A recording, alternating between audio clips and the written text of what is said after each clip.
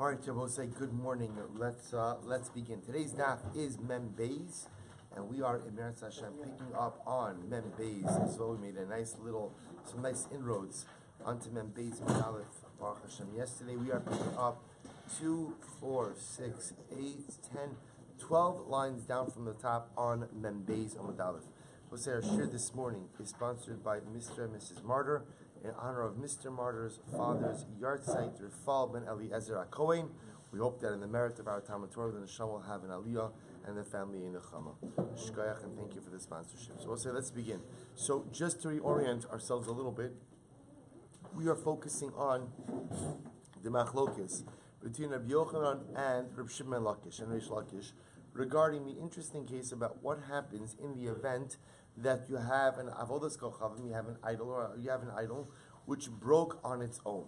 So what we established yesterday is that an Akum has the ability to be mevatel. He has the ability to go ahead and negate Avoda Zara by actively smashing it. And we'll see, by the way, it doesn't have to even be fully smashing it. There are other ways to negate it as well, as we'll get into. But what happens, Rabbi say, if the Akum didn't smash it, but instead it broke by itself? Somebody accidentally knocked it over, or the wind knocked it over.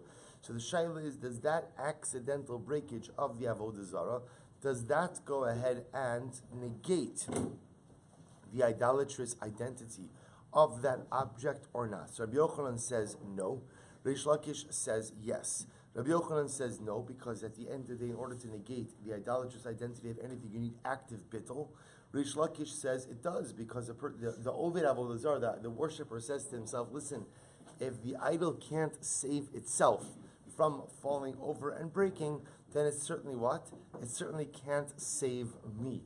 So that's the logic of Reish Lakish. So we'll say, ultimately, again, we're now dealing with a series of challenges posed by Rabbi Yochanan to Reish Lakish. So Esvei, Matzah Tavnis, Yad Tavnis Regel. So we'll remember again, we saw in the previous Mishnah, a person finds the image of a foot, or the image of a hand, the image of a foot. Hare'elu Asurin, Bipnei Shekiotzi Bohen Ne'avad. Ultimately, again, we'll say such an image will be usher, or such a tselem will be usher, because ultimately people go ahead and worship such things. To which the Gemara says, but 1 second, why should it be usher? Hashvarim minhu. We'll say, b'pashtos, a hand or a foot, this is considered to be a broken part of an idol. So Rabbi Yochanan says, Reish Lakish, if you're right that shivrei, that ovdei kocham shenishtara me'eleha is going to be mutter, then ultimately, again, the hand or the foot should be mutter. To which the Gemara says, but you see that it's not. Therefore, Reish Lakish, you're wrong. To which the Gemara says, no. Hatirgim Shmuel ba'omdin al basisan. Of course, we already dealt with that. Shmuel already explained this. That what are we talking about? We're talking about a hand or a foot which is mounted on a pedestal. So because it is mounted on a pedestal, by definition, again, it's obviously chashav, it's obviously important, and someone is obviously worshipping it. Esvei, someone raises, Rabbi Yochanan raises another kasha, Oved kochavim, mevatel avodos kochavim shalo v'shal chavero. Both saying Akum has the ability to go ahead and what? To negate the idolatrous identity of his avodos kochavim, or the avodos kochavim of his friend. The Yisrael eino mevatel avodos kochavim shel oved kochavim. But I both say Yisrael does not have the ability to go ahead and negate the idolatrous identity of an avodas kavod. Shabbos says an incredible yisod. We'll get into more of the mechanics of this. We're talking now in the realm of bittul. Also, we're right around Mem Beis Amud Aleph, right across from Tosfos Shehitila Kimin Neifal, literally right across there. So we'll say the Gemara now says over here as follows. The Gemara quotes or Rabbi Yochanan quotes the Brisa that an Akum has the ability to negate the identity of his idol, right? Meaning he has the ability to go ahead and make it into a non-idolatrous entity, to negate the Avodah Zara aspect, right? He could do that for himself, and he could do it for his fellow Oved Kochavim. I will say, a Jew, however, cannot go ahead and be mevatel the Avodas Kochavim of an Akum. Why not? We'll say, why can't a Jew go ahead and simply negate the identity of the Avodas Kochavim of an Akum? Let it just be like an Ovid Kochavim, like Avodas Kochavim that broke. Rabbi says, no, what's the case? Meaning, we'll say, what's the situation over here where the Jew is trying to go ahead and negate the Avodah Zara? Shepascha. We'll say, if you look at Rashi says, Shepascha, Hika Aleha Yisrael Bepatish, Ad Shenismachat Surasa. Avalo chisra klum hilchach lo batal. We'll say, what's the case? The case is where the Yisrael dented, the literally pascha literally means dented, the avodas kocham, the idol. So we'll say, as we'll see, if you want to negate an idol, you have to go ahead and somehow break it. If you just dent it, what happens if you dent it? All of the material is there. You just dented it. So I'll say, if you dent it, then ultimately, again, that's when you can't negate, that's when a Jew doesn't negate the identity of the Avodah Zara.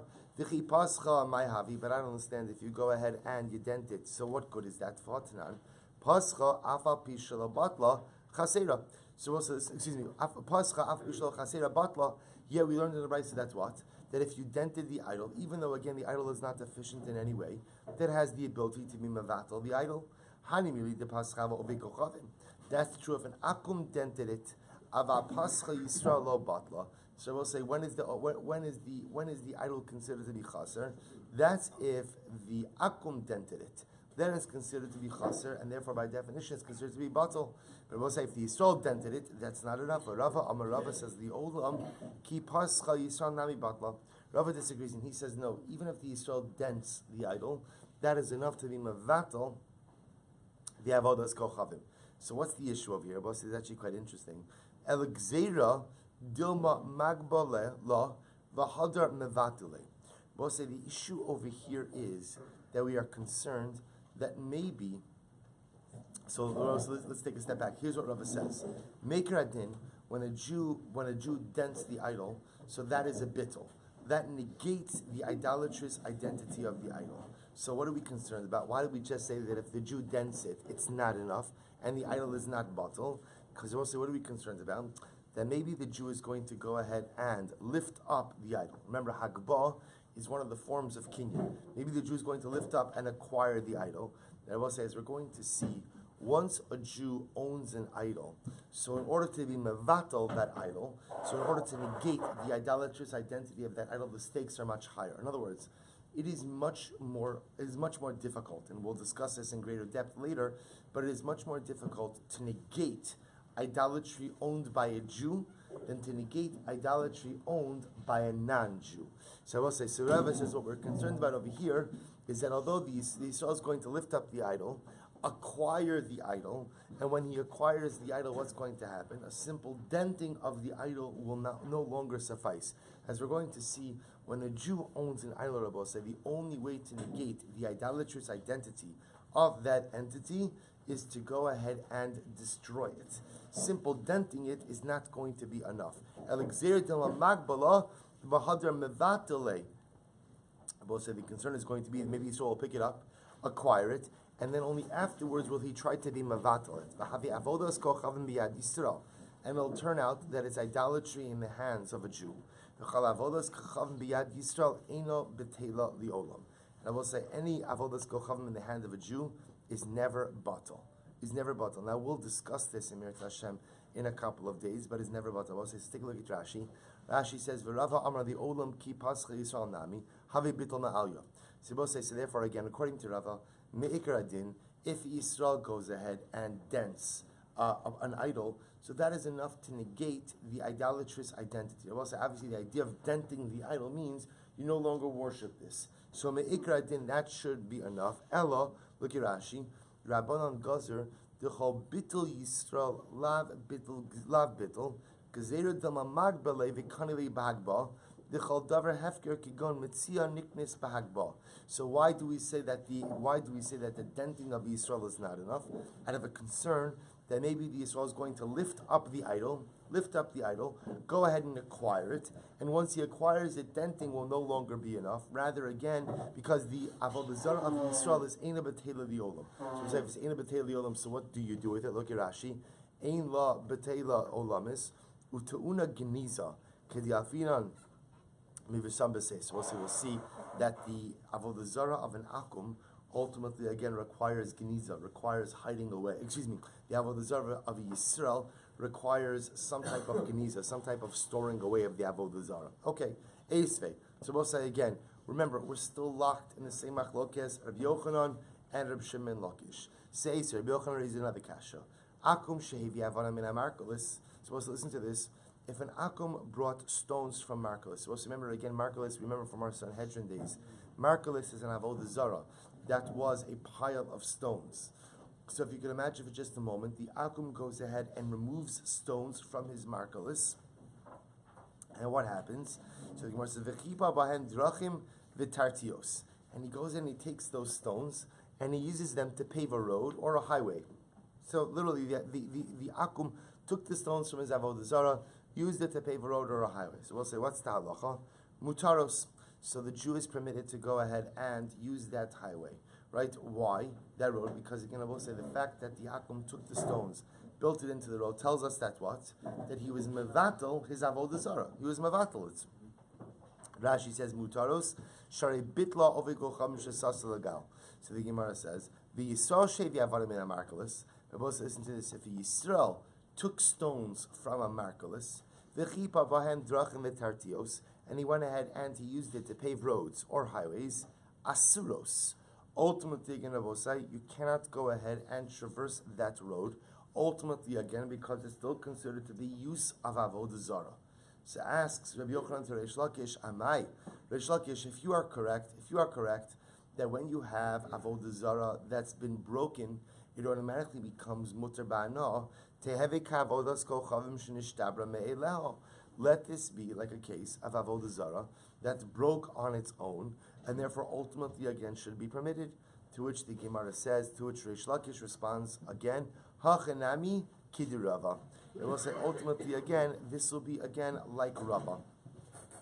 Also, what does it mean like Rava? Remember, Rava's general concern is that a Jew is going to pick up the avodah zara, have in mind to acquire it, and then what? Rabbi say, then he'll decide to go ahead and build it into the highway, or then he'll decide to go ahead and destroy it or dent it. So we'll say, what's the issue?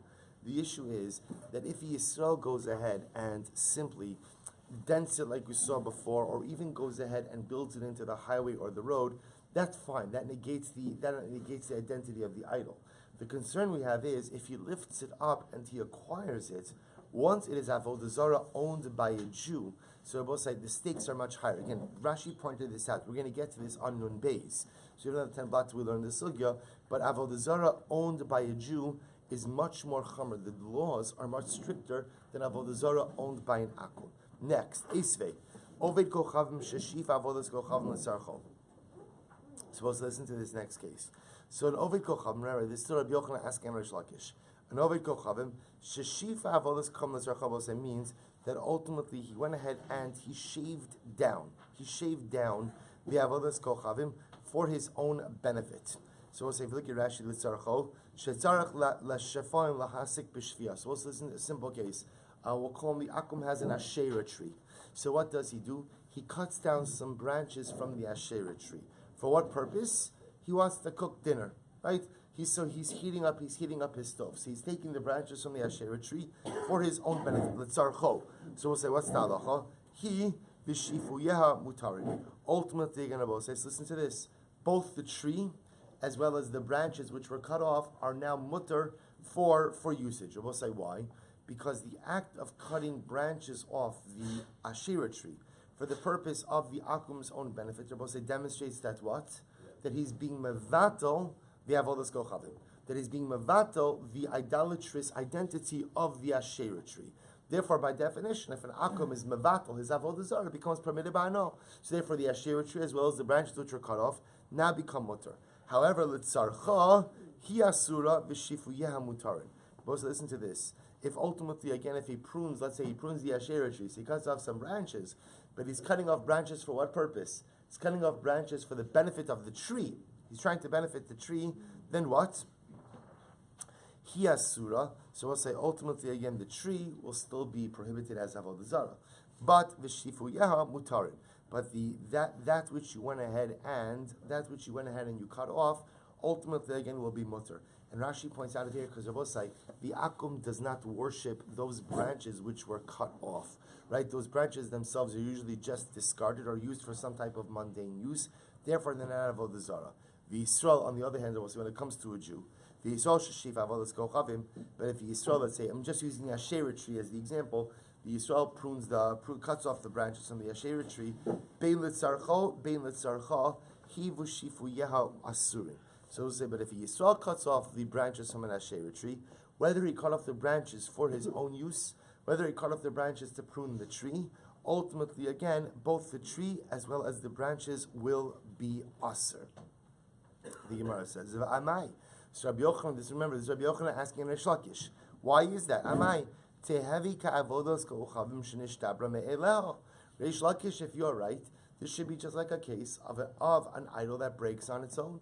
And Reish Lakish, you said that when the idol breaks on its own, by definition, its idolatrous identity is negated. So by definition, again, this should be mutter as well. The branches should also be mutter. To which the Gemara answers again, I will say, halcha nami kidirava. So we'll say the Gemara answers again that the concern over here is the concern of Rava, which is what Rava was saying, that the Jew may come to lift up the branches, acquire it as Avoda Zara, and the problem is that once it becomes Avoda Zara owned by a Jew, then by definition the process or the mechanism for Avoda Zara negation is much more complicated. Eisvei, another kasha, Rabbi Yossi Omer, shochek v'zora l'ruach. So we'll say, we're talking about over here, if let's say I go ahead and I find an idol, I find an Avoda Zara made from metal. So we'll say, so what do you do if you find an idol of metal? Shochek, you grind it down, v'zora l'ruach. You go ahead and you scatter it in the wind. So you grind it down, scatter it in the wind. O matiliyam, or you throw it into the sea. Amrulo, afhina says zevel. But one second, if you grind it up and you scatter it to the wind, it becomes fertilizer. So ultimately again, and the pasuk says, you can't have any connection ultimately with Avoda Zara. So even grinding it up and throwing it to the wind, why should that be okay? To which the Gemara says, which Rabbi Yochanan again asks on Reish Lakish, but I don't understand. What's the big deal? Amai, tehevi ka'avodas kochavim shenishtabra me'eleha. We'll say this should just be like this should just be a case of idolatry that which broke on its own. Hachana, and therefore again it should be permitted. Hachan, Rabbi Yochanan is saying to Reish Lakish, if you are correct, this should be like Avoda Zara which broke on its own and therefore should be permitted. Hachanami kidirava, to which the Gemara says again, the issue over here is the one of Rava, the concern of Rava, that ultimately the Yisrael may pick it up with the intention to acquire it, thereby was like heightening the threshold for Avoda Zara negation. Esei Rabbi Yossi ben Yisian Omer. So Esei, in reason of the kasha, Rabbi Yossi ben Yisian Omer, Matzah Tzuras Darkon, Verosha Chatoch. Let's listen to this. If you find the image of Darkon, we'll say Darkon is a dragon. You find an image of a dragon, Virosha chatoch, and its head is cut off. Safek oved kochavim chatcho, Safek Yisrael chatcho. So we'll say, I'm not sure. Did the oved kochavim remove the head of the dragon? Did the Yisrael remove the head of the dragon? So we'll say, what's the halacha? Mutter. So therefore, we'll go say again. We could be. Rashi says mutter. It's the last of the short lines in Rashi. The talinon ba'oved kochavim dahas svek sveikohu. So we'll say, remember again, in this case you have a svek sveika. What's the svek sveika? Suffix number one, that it was ever worshipped to begin with. And if it was worshipped, second suffix is that maybe its head was cut off by an akum. So because, and again, if the head was cut off by an akum, then obviously what? Then obviously, again, that negates the Avoda Zara. So because of a svek sveika, the headless dragon will be mutter. On the other hand, the Gemara says, Vada Yisrael chatcho aser. But if Yisrael is the one who cut off the head, then ultimately again the headless dragon will be aser. Amai, but why is this? Tehevi ka'avodos kochavim shenishtabra me'eleha. Both say so. Again, asks Rabbi Yochanan and Reish Lakish, why should this be any worse than a case of Avoda Zara that breaks by itself, which according to you, Reish Lakish, is mutter. Hachanami kidirava. So we'll say again, we keep going back to the same thing. Rava. All of this is this ongoing concern.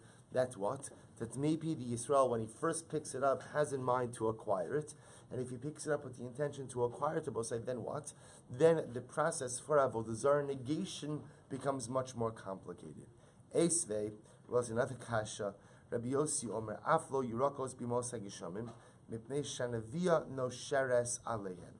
So this is actually an interesting case. Look at Rashi for just a moment. First wide line on the bottom of Rashi.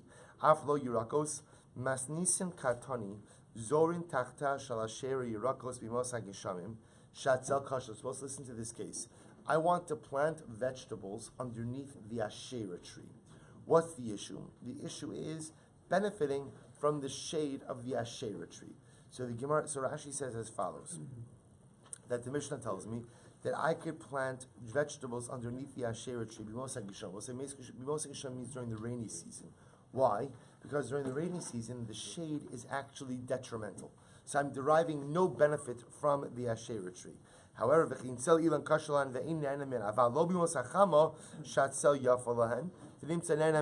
also listen to this. So the halacha is, I can go ahead and plant vegetables underneath the Asherah tree during the rainy season, because then there is no benefit from the shade. But I cannot go ahead and plant vegetables underneath the Asherah tree during the summer, because then there is benefit from the shade, and I am benefiting from Avoda Zara. So the Gemara says as follows: so Rabbi Yossi Omer, Af lo yirakos b'mei hagishamim. Rabbi Yossi disagrees. Rabbi Yossi says no, you can't even plant vegetables underneath the Asherah tree during the rainy season. Why?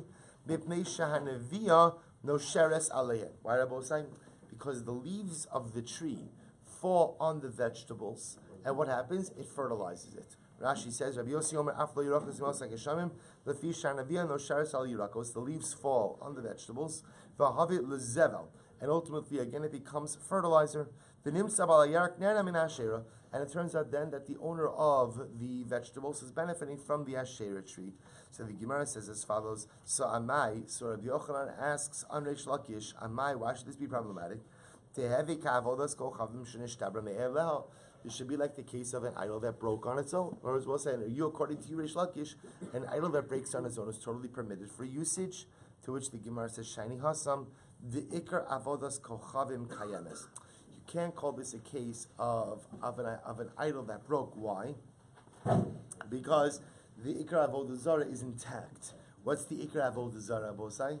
Is the tree itself. See, even though the leaf fell off, the tree itself is intact. Look at Rashi, just before you turn the page. Last Rashi, the Kavodas Kochavim Kayemes, Ha'ilan Lo Batal. So we'll say, because the tree itself is not batal, the Asherah tree is still standing, therefore, Hilchach Nevi'an the Sheretz Ben Asura. So we'll say, when the Ikar Avodah Zara is still intact, so the derivative pieces will still be Asura as well. Therefore, the leaf will still be an issue, ultimately, again, of Avodah Zara. Amud Beis, or we'll say Mem Beis, but 1 second.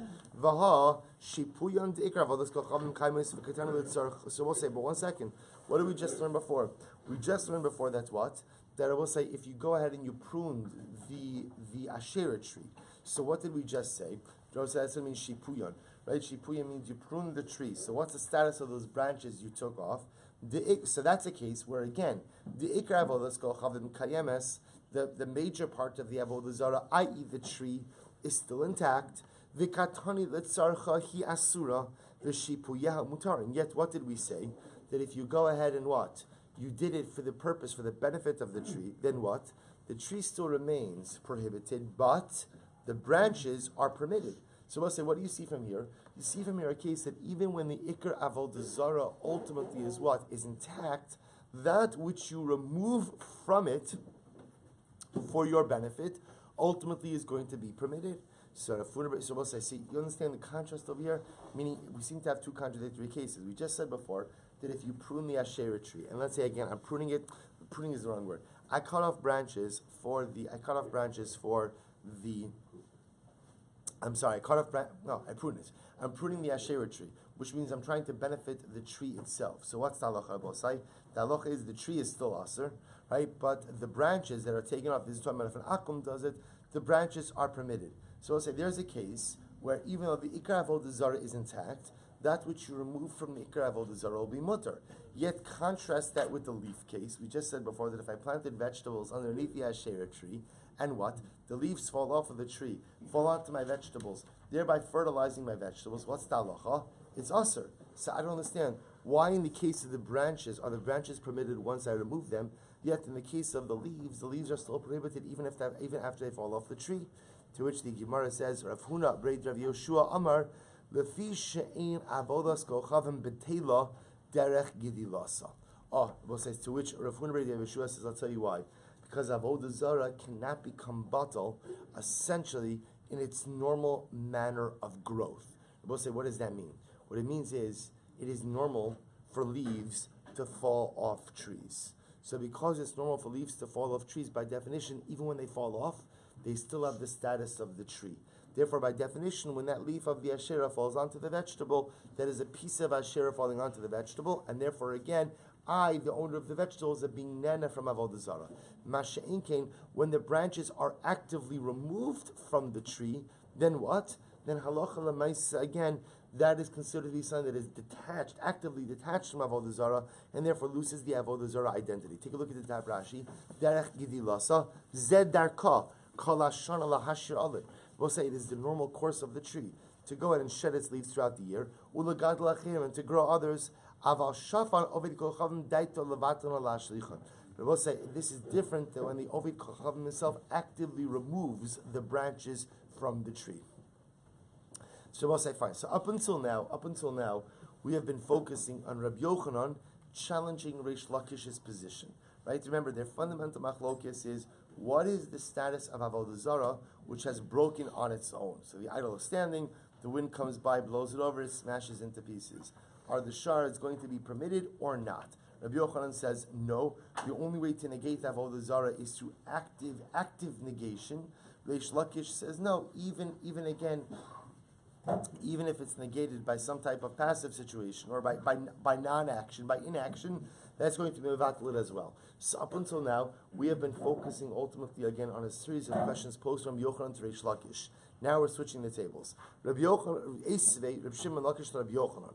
Now Rabbi Reish Lakish poses a kasha to Rabbi Yochanan. Kan shabarosh ha'ilan shal hektish. Let's listen to this case. You have a bird's nest at the top of a hektish tree. So the tree itself, Rabbi Osai, is hektish, and I have a bird's nest on top of it. So now what's the shaila? Before I get to the shaila, the statement, lo nanin v'lo mo'alim. We'll say ultimately again, you're not permitted to get any kind of benefit from the nest, but if you did, it's not mi'ilah. It's not mi'ilah. So Rashi points out over here, lo nanin the asim midrabanan, you can't get benefit midrabanan, v'lo mo'alin, imnena lo ma'am daraisa. So we'll say, but yet if I did mi'ilah, if I benefit from it, I am not in violation of Me'ilah. Okay, Me'ilah means, remember, mundane usage of consecrated property. So the Gemara says, however, Berosha Shel Asherah, let's say the bird's nest is on top of an Asherah tree. Then I will say, what's the halacha? Yatiz bakana. What you should do is, you should go ahead and push the nest off the top of the tree with a stick. Look at Rashi, Yatiz bakana, Yashlich atzi akana b'makel, mina ilon, v'yisrafena v'yena mehem, v'lo ya'ala ala asherah v'yitlein, d'imkein nimtza mishtamish ba'asherah makom sulam, v'zoi ha'na mimena min asherah. Well, listen to this. So what does the Gemara say? So if the nest is on top of a hektish tree, it's aser b'ana. You shouldn't get any benefit from it. But if you did, you're not in violation of mi'ilah. So it's aser midrabanan. If the nest is on top of an asherah tree, then what? You can't climb the tree to get the nest. Why can't you climb the tree to get the nest? Because climbing the tree is considered to be hana from the tree. But what can you do? You could take a stick and you could push the nest off the top of the tree. In other words, get the nest off the top of the tree, and then you could benefit from the nest. To which the Gemara says, one second, what's going on over here? So the Gemara says, I'm sorry. So we'll say, so we're making the assumption over here. Kegon sheshavra mimenu eitzim v'kinsa b'hem. Now we'll say, now at first glance, we're assuming that where is this nest from? So right now we're assuming that the bird made the nest from the twigs of the tree in which the nest is situated. So therefore, Rabbi say in case number one, the bird is making the nest from the twigs of a hektish tree, and in case number two, the bird is making the nest from the twigs of the Asherah tree. Yet, interestingly enough, the katani yatiz bakana. Yet, what I will say, interestingly enough, yet we learned that you could go ahead and get benefits from the nest and the Asherah tree, which of course is a little bit strange because the Maisa, again, that nest is coming from the Asherah tree itself. To which the Gemara says, no, what's the case? Well,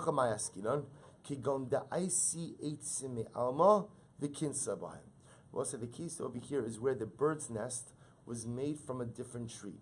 So even though the bird's nest is perched in the hektish tree and the Asherah tree, the nest itself was actually made from twigs from a different tree. Dekanami diktani. Well, so where do I know this from? So we could. This is an explicit diuk. Dekanami diktani gabe hektish lo nanin v'lo mo'alim. Because just remember again, what did the Mishnah say by the case of the hektish tree?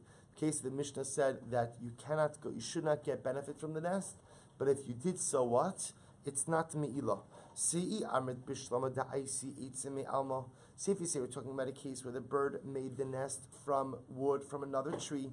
Hainu diktani gabe hekdish lo nenin v'lo mo'alin. Then I understand why the Mishnah says that lo nenin. Ideally, you shouldn't get hano, but ultimately but there's no me'ilah either. Lo nenin midirabanan. So we'll say what it means is midirabanan. We tell you, you know what? Leave that nest alone. We'll say, why do we tell midirabanan to leave the nest alone? Because at the end of the day, it is perched in a hektish tree. So if possible, we tell you just leave it alone. Better just not to get involved in it. But if you went ahead and you did get benefit from the nest, for lo mo'alin midoraisa, deha lo kadishi. But we'll say if at the end of the day you did go ahead and get benefit from it, it's fine. You're not in violation of any kind of biblical me'ilah. Why not? Because l'mais, again, it's not kodesh. Elo. But if you want to say that we're talking about a case of a bird which made the nest from the actual wood of the tree in which the nest is situated. So in this case, I will say, if you're telling me that the bird's nest was made from what? From an actual hektish tree, am I lomolin? Then I will say, if I do in fact go ahead and get benefit from the nest, then the mice again, why would it not be me'ilah? In other words, we'll say that halacha the mice again, that is me'ilah. Ha-kadishi. Ultimately, again, it's hekdish, to which the Gemara says, Midya area, hacha bigidulin haboin la'achar mikanaskinon, v'kasavar ein me'ilah bigidulin. I will say, listen to this. So the Gemara says, it could be, I will say, that even if you're dealing with a tree that's hekdish, or say differently, even if we're dealing with a nest that was made from the tree itself that was hekdish, there could be another machlokes at play over here. We'll say, what's the other machlokes at play? This is actually a fascinating machlokes, which is, if you're makdish a tree, I go ahead and I say the tree is hekdish. So we'll say, what's the so the tree as it is right now is kodesh. We'll say, what about that which grows from the tree after the kodesh designation, after the hekdish designation? Are those additional growths considered to be hekdish or not? So I will say that in and of itself is an incredible machlokes. If you look at Rashi, Rashi says the begidulin haboin beilon acher shehukdesh askinon v'hulo hekdish elailan v'kasavar haitana ein meila begidulin umidrabanan hu dasiri. So we'll say, listen to this. So this brayso we'll say that we're quoting is of the opinion that lamaisa what? That halacha lamaisa, when you're makdish a tree, it is only that which exists on the tree at the time of your hekdish that is asur.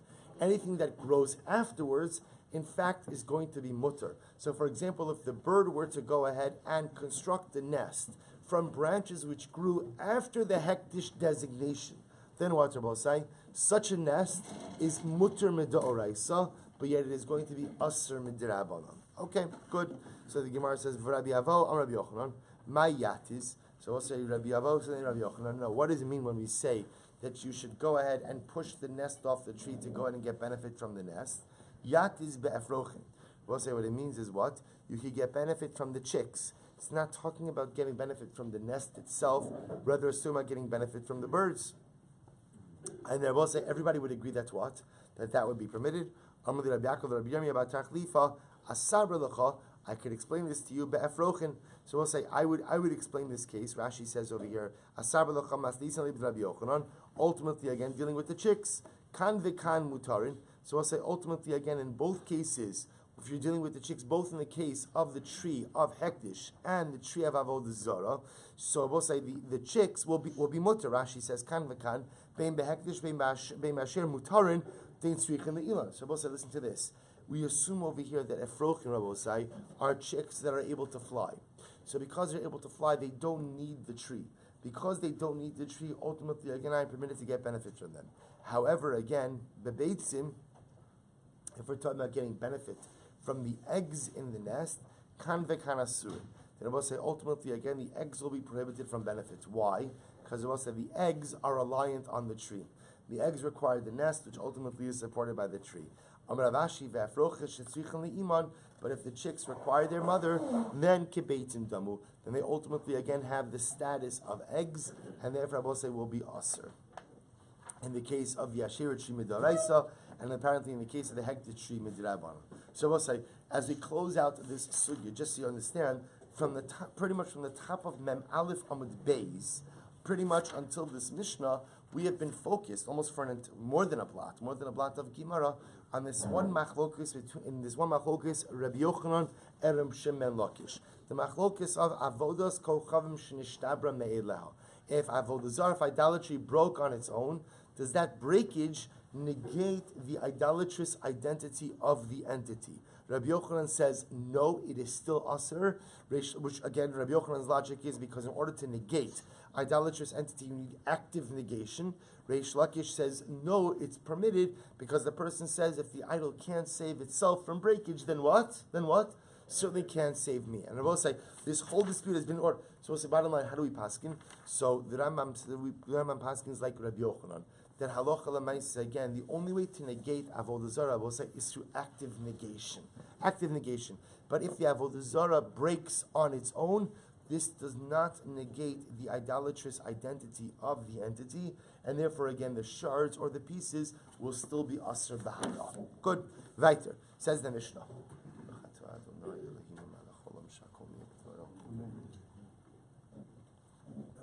Says the Mishnah. Amotzi kelim v'aleim tzuras chama v'tzuras lavana. So also listen to this. A person finds a utensil, right? A kli, and on that kli is the image of the sun, the image of the moon, tzuras darkon, the image of a dragon. So we'll say we assume that all of this is avodah zara, and therefore what? Yolichim yamamelach. You have to take the utensil and literally again you throw it into the yamamelach, right? You have to throw it into the sea. In other words, you have to totally dispose of it. Shimon Gamliel says, "Shalom mechubadin asurin, v'shalom mevuzin mutarnabos." Rabbi Yochanan says it depends. Or excuse me, Rabbi Shimon Gamliel says it depends. What does it depend on? It depends what type of utensil you find the image on. If you find the image on a nice utensil, then by definition we assume it's avodah zara and has to be discarded. If you find it on a utensil, which I will say is mevuzin, which is what's the right word? Right, something more. Mevuzin is disgraceful, right? Not. I'm sorry. Well, not lav dafka disposable, as we'll see, but disgraceful, right? In other words, something that's not michubad, something that is not an honorable or significant utensil. Really means significant. So I'll say if it's an insignificant utensil, then by definition it's mutter. To which the Gemara says lamemra. So you're telling me then that people only worship these type of images, the sun, the moon, the dragon, and nothing else? Or mini? Areizakasha Ashochet Lushum Yamim Lushum Naros Lushum Midbar Lushum Chama Lushum Levana Lushum Kochavim Lumazal. So say if a person goes ahead and slaughters an animal, right? Slaughters an animal. Lushum to this, we'll say shum means to the sar, right? To ultimately again the master, to ultimately to the master of the master of the oceans, to the rivers, the master of the midbar, the desert, Lushum Chama, the master of the sun. We'll say so. A person is ascribing. A person is making all of these things into gods. See, sir, or he shechs to the master of the moon, to the master of the stars, to the master of the mazalos, to the shum michal sar hagadol. Or he says, I'm worshiping, I'm shechting this animal for Michal. We'll say, so instead of looking at Michal as one of the angels of HaKadosh Baruch Hu, he begins to look at Michal as God. Lushum shilshul katan. Or I will say again, I worship some small worm. Hare elu zivchem esim. So we'll say, what do you see from here? See that people worship a lot of stuff. See, the Mishnah makes it sound like they're just worshiping the sun, the moon, and the dragon. But you see from here that people worship a lot of different things. Amar Abaye, miflach lekol, miflach lekol demashkichi palchi. So I'll say, Enachinami Abaye says, people daven to a lot of different things. People pray to a lot of different things. But, meitzar umiflachi, hani tlasa de chashivi tsari lehu palchi lehu. So we'll say, but in terms of actually like putting images on utensils, so that which people pray to a lot of different gods. But in terms of things that people go ahead and make images of and then pray to, so the Gemara says, So we'll say ultimately again, Meitzar Mafat. Let me read that again. Meitzar umiflechi. We'll say, but to go ahead and make an image and to dive into something. These three things, we'll say, the sun, the moon, and the dragon, which are important. People put on utensils, bless you, and go ahead and pray to. Lemidi achrini. We'll say for other types of images, lenoi ba'ama avdilu. People just do it for decorative purposes, but ultimately, again, not for theological purposes. Mankit Rav Sheshes. Chumri masnisin v'tani. So we'll say ultimately again, Rav Sheshes came along. Look, if you look at Rashi for just a moment, Mankit Chumri melakit mishnayos hachamuros latartzan va'orm beis hamedrash. So Rav Sheshes would often collect difficult mishnayos, and he would learn them in the beis medrash. Kalamazolos mutarin. So we'll say in general again. We will discuss what this means. All the mazalos, if you have any of the mazalos, so we'll say so mazalos means like the sun, the moon, the stars, constellations, are mutar, chutz mi mazal chama ulavana, with the exception of the sun and the moon. I will say we're going to have to figure out what exactly he's talking about. Rashi says over here, mutarim lekamad mefarish my mutarin. We don't know what mutar for what. What are we referring to? V'chala pirtzufin mutarin. Similarly, again, I will say all images are mutar, chutz mi pirtzuf adam, with the exception of the image of a person. V'chala tzuros mutarin. Similarly, all the forms are mutar, chutz mi tzuras darkom, with the exception of the form of a dragon. Amar Mar. So let's analyze this. Kala mazalos mutar chutz mi mazal chama levana. All of the mazalos are mutar, with the exception of the moon and the sun, or the sun and the moon, excuse me. So what are we talking about over here? If you're talking about somebody making one of these images, we'll say, is it permitted to make images of any of the other celestial bodies? But the pasuk says, "Lo sa'asun iti." Do not. I will say literally the rest of the pasuk is, "Lo sa'asun iti Elohei kesef ve'Elohei zav." Lo sa'asu lochem. Do not make literally. I will say with me. Gods of silver, gods of gold, do not make for yourselves. And we darshan lo sasun kidemus shamashai hameshamshin lefanai b'maro. We also we darshan that to mean do not make images of the celestial beings which exist with me in the heavens. So you see, if you know, say that it is usher to make any kind of celestial item. Ela pshita b'motze. Rather, you have to talk about. We're talking about a case over here. I will say where what. That ultimately a person is not making it, but rather they're finding it. They're finding it. So I find the image of a celestial entity. So can I get hana from it or not? Which the Gemara seems to say that if it's the sun and the moon, I can't. But if it's any of the other celestial bodies, I can. Ukidisnan. Hamotzi kelim va'aleim tzuras chama tzuras levana tzuras darkom yolichem l'yam hamelach. They will say, and this is in accordance with the Mishnah. What does the Mishnah say? If I find the utensil, and on that utensil is the image of the sun, the image of the moon, the image of a dragon, I have to go and throw it into the sea. It's only those images I will say, but yet we see by other images, it appears that one would be permitted to get benefits from that object. Iba motze, but here's the problem.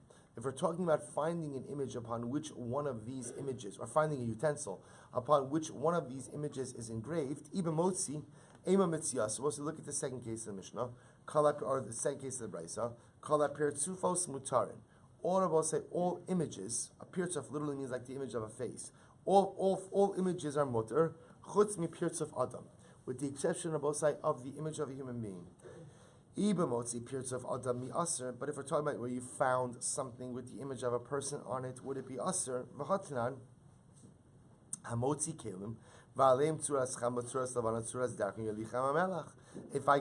learned in the Mishnah that if a person finds a utensil, and on that utensil is the image of the sun, the image of the moon, or the image of the dragon, throw it into the sea. Suras darkon in pirtzuf adam lo. It's only the image of a dragon which is problematic, but yet it seems to me that if you found the utensil with the image of a human being on it, it would be totally permitted. To which the Gemara says, rather, we have to be talking about a case where I am actually fashioning this utensil. And this would have to be in accordance with the position of Rav Huna Breid Rav Yoshua. Rashi says over here, the Amar the Kaman b'shmaitin kari bei lo sa'asun osi kidemusi. We'll get to this in tomorrow's daf Emir Hashem. But 1 second. If we're talking about fashioning these images, Amos Eifa, look at the end of the brisa. Kalatsuros mutaros chutz mitzuras darkon. All images, Rabbi say, are mutter, with the exception of the image of the dragon. V'iba oset tzuras darkon mi asar. And if we're talking about creating something with the image of the dragon, be asar. V'haksiv lo sasun iti Elohei kesef Elohei zav. Yet the pasuk says the only thing Rabbi say you can't make is what? Are images of celestial bodies. To which the Gemara says, top of Mem Gimel Bosei, Hani in Suras Darkon Lo. These would be Aser, but the image of a dragon would be permitted. El Pshita B'motzei. Rather, I will say, you have to say, what are we talking about over here? Where I'm finding this item. Ukidisnan Hamotzi Kelim Va'aleihem Suras Chama. And therefore, this also would fit into the Mishnah, which says that what? That if a person finds utensils, and upon the utensil is the image of the sun, it must be thrown into the Yamamel. So we'll say, again, we'll stop over here for today. We're stopping mid-sugya a little bit, but understand we're now getting into the fascinating discussion about images. What type of images are permitted, what type of images are prohibited, and now what we've begun to do is to draw the distinction between things that you find versus things that you make. When you create something, again, there might be certain prohibitions upon creating certain things, but if you were to find potentially those same things, those prohibitions may or may not be the same. The only thing we know right now definitively is that if you find utensils, ultimately again with the sun, the moon, or dragons on it, then one has to rid themselves of those particular items. So the machlokus we have with that is the qualification of Shimon Gamliel, who says that's only if you find it on a utensil which is significant. But it's found in a utensil which is insignificant, then by definition one need not be choshesh that is a form of Avoda Zara, and apparently will be permitted to use it. So we'll stop over for today. We'll pick up Gimel and Dalef tomorrow.